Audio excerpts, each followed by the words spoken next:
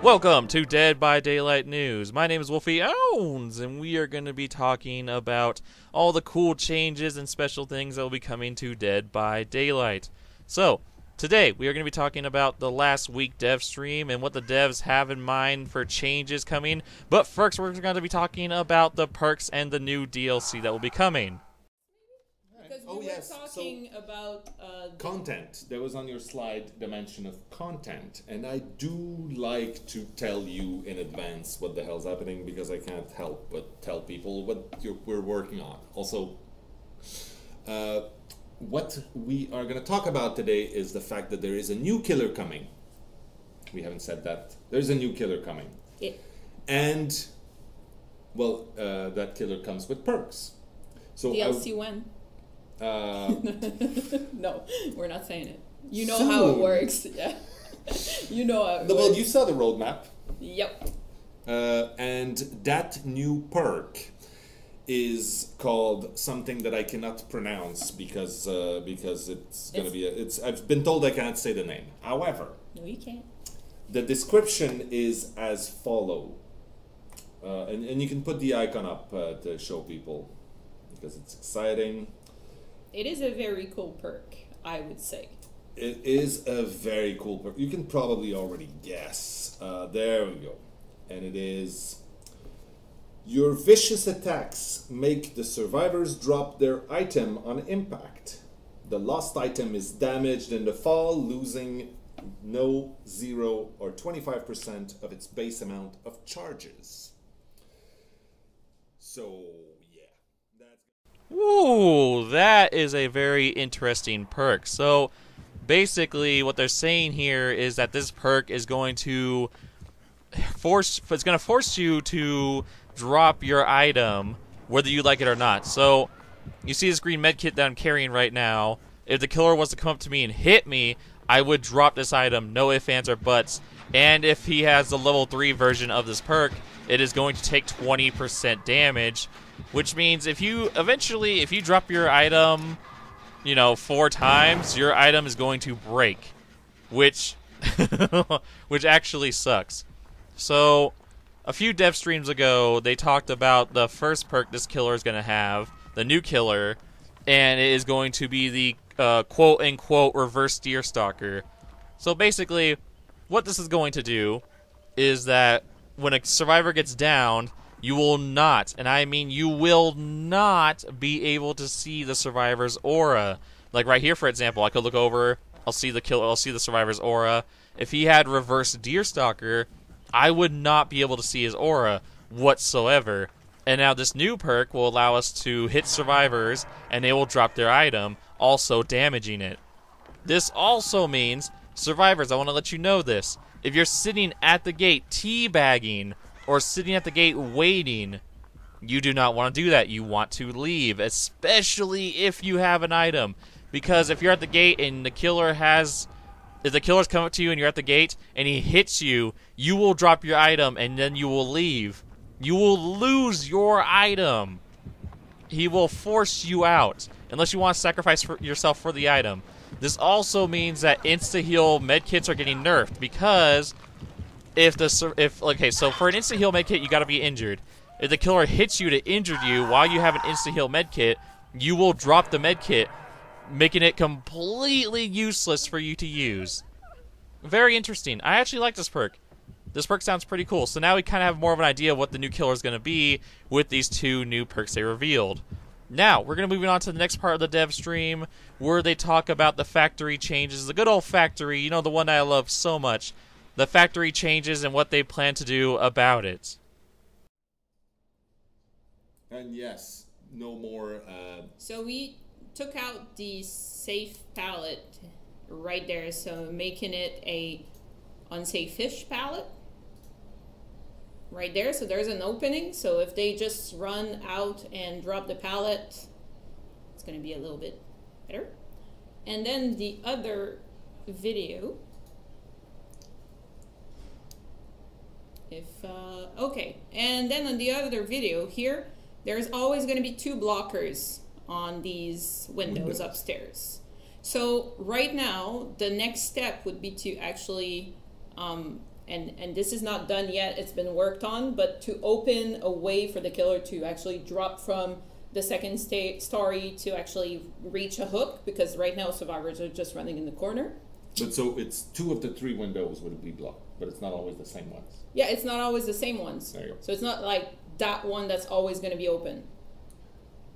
So you guys, yeah. So that is good changes. I'm pretty happy about these. And hopefully, yes, we're going to have an opening for the killer, but we need to test it out so it doesn't become another problem on, you know, dropping down and then taking the window and... Yeah.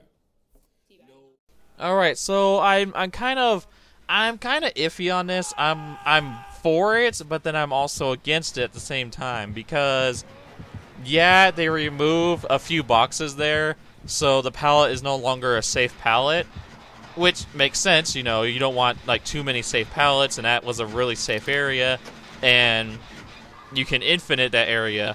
The problem here is that you can still infinite it, like, by removing those boxes, you make it faster for the survivor to get back around and continue the infinite. Yeah, I don't really know how I feel about that. We'll have to see. You still need bloodlust regardless to catch a survivor through that entire loop there, the infinite. But I really wish they would just do something to help deal with that spot. That spot is just so such a pain. Like, put a door somewhere, like, down the side or something, you know, just randomly there. But, also they're talking about putting a hole in the upstairs spot so the survivor can jump down with the killer. I am definitely fully for that. I cannot wait. We need something for that. I really think killers do, because it is just cancerous. Anyways, moving on to the next part of the dev stream, we're going to be talking about soft bans and what you can get banned for. Okay, so... tell us about the soft ban, please. This is the moment where we talk about it. So, first off, why did we introduce soft bans? Because a game ban, permanent game ban, would have been too harsh for certain behaviors. But people are still being dicks. So we need to have punishment. Yeah. Because if you don't have a punishment, people are being dicks even more than normal. Yeah. So here we are. That's why we're introducing it. Why are we introducing it before we fix everything, Matt? Because it's also a problem. It's and because also we can fix this. Part of a problem. There we go. So there. Will I get banned if? Please do not report for the following reasons. Someone tunneled me. Someone camped me. Someone pallet looped. Someone blocked the survivor in a corner for half a second before hitting him with a chainsaw. Someone waited for the hatch while I was on the hook. Not a bannable offense. Okay. Someone sandbagged me. They blocked the window while I was going to. As long as it's not systematic. Well, and like it's not always against you. you. Can say that against Yes. everything. It is not. Teabagging is not bannable, please. This one used an item I don't like in the game. No. This one used a perk I don't like in the game. No. The killer dropped me on the way to the hook and then picked me up again and then dropped me again. Yeah. No. That bitch got dribbled. I got slugged by a killer. No. No. The killer trapped a lot around the hook. No. Okay, this one is I'm gonna get for last. Some survivors stayed at the door and I had to chase them out. No. Oh, this one had bad manners in general. No. Not every lag is considered a lag switch. Thank you. And we are targeting people who are going over the line. This is a game online.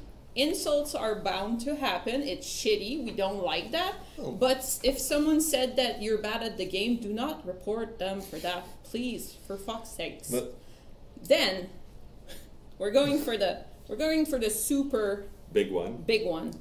Is face camping bannable? It is not. It's not. It is not. Please clip this so we can answer this to everyone. Listen, face camping. This is all tied with heavy griefing. That's it. If you are a killer and you have someone on the hook and the exit gates are powered and there's 3 people running around, you're not gonna get banned for that. Then. But the whole thing is about bad and repetitive behavior. Like if you found a way to get onto the top of something and you thought it was funny and you realize that the killer can't get you, that's okay. If you stay there for 20 minutes, that's not okay. And if you keep going to that place, it's not okay. As a streamer, if you show it to everyone, that's not okay. Man, there are just a lot of complainers in Dead by Daylight. Oh, I got slugged. Oh, the killer's camping me. Ugh, the survivor blocked a hook so I couldn't hook the survivor. Like, I've had my fair share of salty survivors and salty killers. I remember many salty survivors or killers being like, ugh, I can't wait till you get banned for blocking me that one time. Yeah, so I couldn't hook that survivor. Or they'll be like, ugh, I can't wait till you get banned because you ran me around the entire map. Like, these are the people they're talking about. So you cannot get banned for those kind of things. You need to get banned. You need to be exploiting or really like griefing a player or being really, really mean to players in the game, and that's the only way you're really going to get banned. And you need to just not do that. Just don't do that. There's a lot of people that are concerned that they're going to get banned, and you really aren't going to get that. You aren't going to get banned unless you're actually like trying to get banned by doing these things. So really just be nice to the community and just don't be concerned for how people play the game, because you can't get banned for people playing the game they want to play it. Anyways, moving on to the next part, we're going to be talking about the good old disconnects. Oh boy, we love that subject. So let's see what the devs would say about that. Okay, talking about disconnects, because people are panicking over disconnects. I want to give you information, guys. Okay, first off, do not report disconnects. We have stats. Yeah. And we have stats that tell us exactly if you're disconnecting from a crash from the game, you're not going to get a disconnect. So that's not happening. If you close the game. If you close the game. Different thing. Yes. If the killer pulls the plug on 4 survivor and they all DC at the same time, then they don't have a problem. He has like a mark on his profile, right? If you're a survivor and you leave, oh, but I was just deranking. Oh, but I was just leaving the game. Oh, but no. Same thing. When you leave a game, you're putting your teammates and your opponent in a bad spot. Yeah. So why is there a close game button? There are reasons why you'd close the game. You might need to stop right now. Have you played other games? There's leave game buttons in every game almost. Seriously. Like, but there's also consequences to leaving games in most games. So that's what we're bringing here.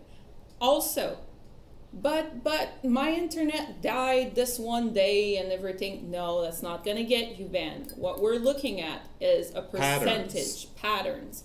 This person that I have like under right here is number of disconnects. I see them pop, right? As over 80% disconnects. 80%. You're gonna be out, buddy. Like, it's a pattern. So for example, and I'm gonna tell you that. So for example, on a month, to start actually recording the percentage, it's a minimum of 10 games that we're gonna look into. So if you play 2 games and you DC 1 game and you're at 50% disconnected, that's not happening. And people are now saying, oh, so why do you have a leave button if you're gonna ban me for it? We're not banning you for using the leave button. We're banning you for leaving games all the freaking time. That's it. One time, it's gonna be okay. And this is not a discussion. This is not a debate. That's happening. Yeah. Alright, so we all know that people like to pull the plug or disconnect from Dead by Daylight in a game. It has happened to many of us, not us doing it personally, but we've had someone in the game where they would disconnect from the game. It still happens to me to this day, where I'll be in a game and then the killer gets someone down pretty early, like extremely early towards the start of the game, and then as soon as they scream and they go, "Ah!" did they fall down? All of a sudden, boom, disconnected. Like they just instantly leave and get out of the game because they're just that bad. They're literally just that bad at the game. They're just like, well, I'm getting out of this game. I don't want to be here anymore, which is very sad. And if you're disconnecting 80% of the time, 80% of the time, that means you're only playing the game 20% of the time. Why the hell are you even playing Dead by Daylight? Why? Oh, so I can keep my purple flashlight and my purple medkit or toolbox so I don't ever lose it. So I gotta disconnect because killers are better than me 80% of the time. Really? Really? That's, like, you don't even need to be here. Why are you playing Dead by Daylight? Get out of here. So players like that, I cannot wait till they get banned. I cannot wait till this all happens. I'm excited for it. I cannot wait. If you don't disconnect or don't have that many problems now and then, you'll be fine, so don't worry about it too much. Now, we're going to be talking about the bans and what they look like on your screen when you get banned and what it will tell you. What does it look like in the game? Oh, we yeah. have a few screens. There, you have been banned. Ban reason, you have the ban reason, and you have the time where your ban is gonna end. When is this gonna happen? If you are in game while the ban has been, I don't know, like hammered on you, whatever, you are finishing your game, but it's gonna prevent you to start another game or join a lobby or even do a kill your friend game.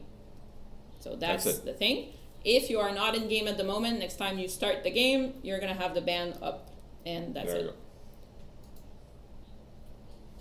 Oh, is voice chat bannable? No, at some point we can't control this. So no. Will the time zone for the ban always be UTC? Yes, it's standard separate. like that. It's set like that. Yeah. So you can Google, just alt tab Google and have. Hopefully you don't have to. You'll do have that. time to do that. Yeah, hopefully you don't have to do that. So. Alright, so that's very simple, very easy. Next time you start the game, if you have already been in the game, it's going to tell you that you were banned, and it's going to list the reason for why you were banned. So that's all the stuff for the Dead by Daylight stream. Now we're going to be moving on to the Dead by Daylight event, the Fall Masquerade. Now this, guys, we did it. We freaking did it. We destroyed this. We got 12 million. We freaking did it. Wait, what? Wait, just coming in. Breaking news. Oh my god. Apparently, guys, we didn't do it. Apparently, we got 6 million and the event has ended. Wow. I actually never fully imagined this happening. Wow,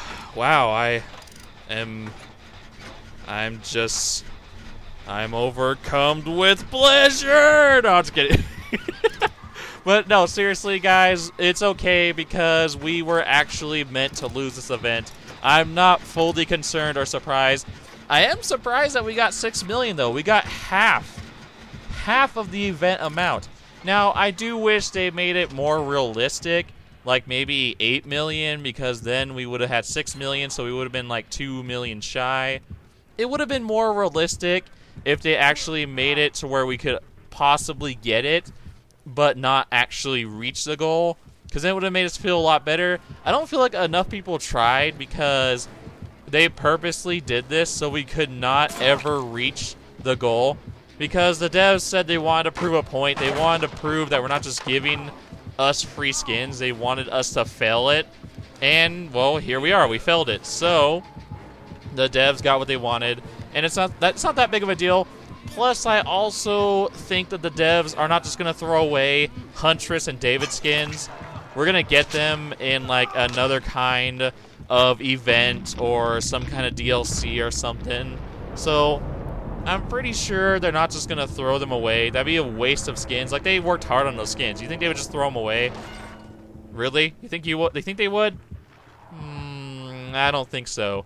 But anyways, there was a Dead by Daylight video released actually yesterday, and it's about masks? Question mark. But yeah, here's a little clip of these masks. It shows a few masks from some of the killers, and it was kind of weird. It didn't show a whole lot. So what it did end up showing, it showed the Trapper's mask and the Huntress mask, and then it showed some other kind of killer's mask. I don't really remember. What? What was that? Terse? No. Burse? Oh, Nurse! Oh, okay. Breaking news. I just found out that the third mask was actually the Nurse's mask. Who would have known? But, anywho, they showed these masks, and they asked us a question about the masks in the video. So, like, they said each one of these masks were made, one was made of bone, one was made of with cloth, and then, like, one was made of paper. So, what I'm curious is, the question that they asked us, they said, what's your mask made of? So, the question here is this just an actual video just asking us for our personal question? What do we think the mask is made of? Like, what is our mask made of? Is that what they're doing here? Is this just like a normal question? Or is this something more deeper? Like, is there more meaning to this? Because we do have a DLC around the corner with a new killer next month. But I feel like this kind of leans towards either being cosmetics, or it's either a hint that the new killer is going to have a mask. So, like the killers are asking that new killer, what's your mask made of? You know? Because you could say this is just a question for us, but the thing that they said at the end was, coming soon. That is a big red flag right there. Coming soon? If I was asking you a question like, what's your favorite kind of milk? And then you said, oh, it's chocolate milk. And then when I look at you, I look at you deep in the eye and I stare at you. And then I go, coming soon. like that doesn't make a whole lot of sense. So clearly this is going to be a DLC of some kind. Whether it's just a mask or the new killer or whatever, we don't know yet. But I would love to hear your guys' thoughts and opinions on all this stuff on the dev stream, on the Dead by Daylight video that they showed yesterday. I would love to hear your guys' thoughts and opinions, and what do you think about the new perks, and what do you think about Dead by Daylight news? I just decided to start this. This is actually the first episode of this, and I think it would be pretty cool to hear you guys' opinions, because I love hearing them. Anyways, that is going to be it for Dead by Daylight news. I am going to be ending it here, but up next, face camping trappers at Coldwind Farm. When will the suffering ever end? When will this madness ever stop? Stay tuned.